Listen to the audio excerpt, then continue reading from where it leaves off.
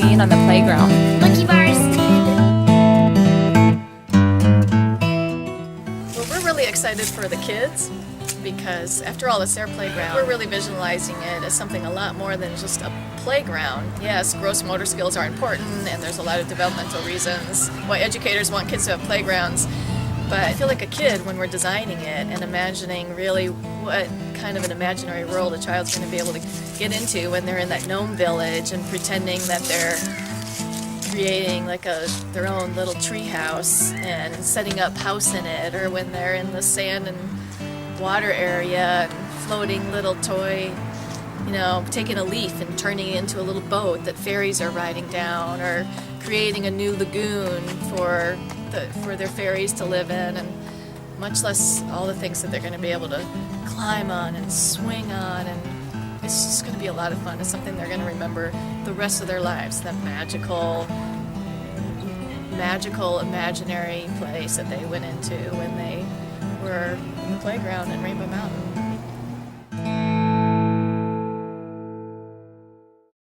So this year, the annual campaign is doing something different. We are, instead of just the operational, more the things that we typically fund, like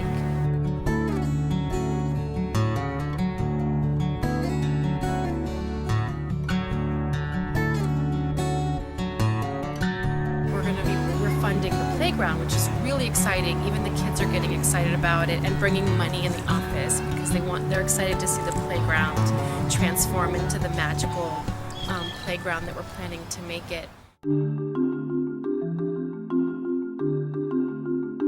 This is the good. Lemonade! I think we earned 28 and 25 cents. Playground construction! I was just thinking, how am I going to do this alone? And these guys showed up. Good, they did a great job. Make sure it's still good. But that'll be a picnic table area for lunches, which will be very nice. Yeah. So what I'll do is I'll get this first section, and then you can start getting that section. No, it's sealer. What it will do is normally leaves and things will get on it and stain it.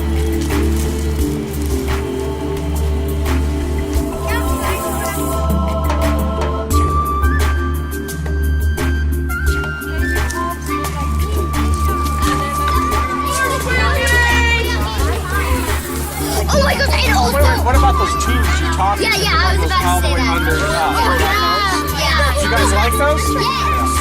I just wanted to ask you, so we're talking about the playground and like what are kids' favorite things at the playground? What sorts of things would you like to see here?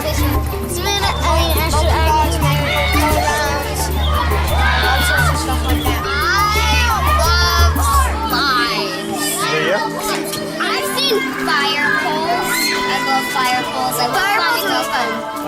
Oh, we have to have monkey bars. I love it. And also a climbing wall. Oh, what about the stage? I want a good stage. A good stage. Yeah, like you should do like a crushing car. We need a dodgeball bracket. Yeah. Corner is where the proposed stage would go, with that cherry tree being part of the back of the stage coming out.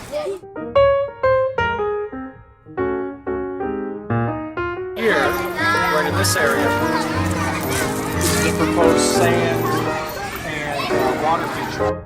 Starting to flow on top, flowing down a rocky area, and then being recycled back up with rocks and sand so the kids can build little dams and make rapids and things in the water. Possibly the big tire swing, actually like a basket swing, like 4-foot round, webbing, where a bunch of kids can get in it and it can swing any direction and also spin. So it could be like a big merry-go-round swing. A lot of the kids really requested that.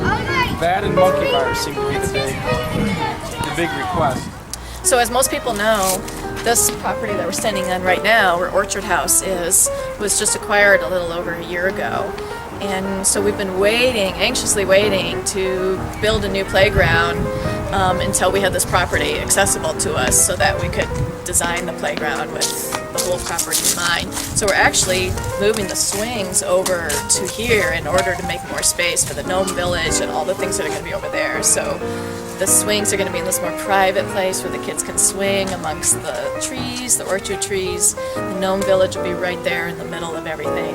And then there'll be just little spots that kids can go to get into little worlds, like the little drama, theatrical play area, and the tunnel is going to become a mountain that they can climb over and go into. And those designs came with the help of Mary Weber, who was recommended to us as a landscape architect. And she had great vision. She and Max and I would just walk around and really work at picturing it. And she had all kinds of experience. She knows how to make sure everything's safe and to code and the best way to use space. And then after she was done working with us, we got the land surveyed and made a design that's complete. And now Asheville Playgrounds is going to start consulting with us, and they're going to design the Gnome Village.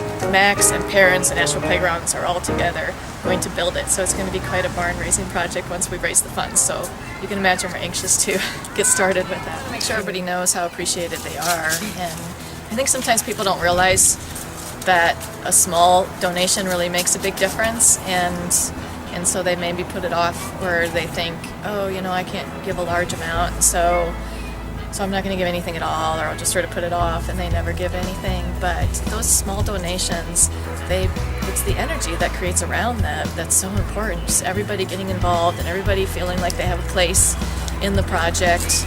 Or if you're a private school and you're asking for a grant, one of the first questions they ask is if your parents, 100% of them, donate to your annual campaign. And so every gift, even if it's small, makes a big difference. It creates a lot of great energy, and it helps us leverage more help and more funds from other places as well. Help us raise the bar on our playground. Help us raise the bar on our playground. Help us raise the bar on our playground. Help us raise the bar on our playground. Help us raise the bar on our playground. Help us raise the bar on our playground. Help us raise the bar on our playground. Help us raise the bar on our playground. Help us raise the bar on the playground.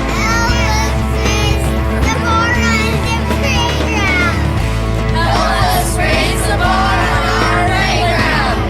Help us raise the bar on our playground. Yes, I get by with a little help from my friends.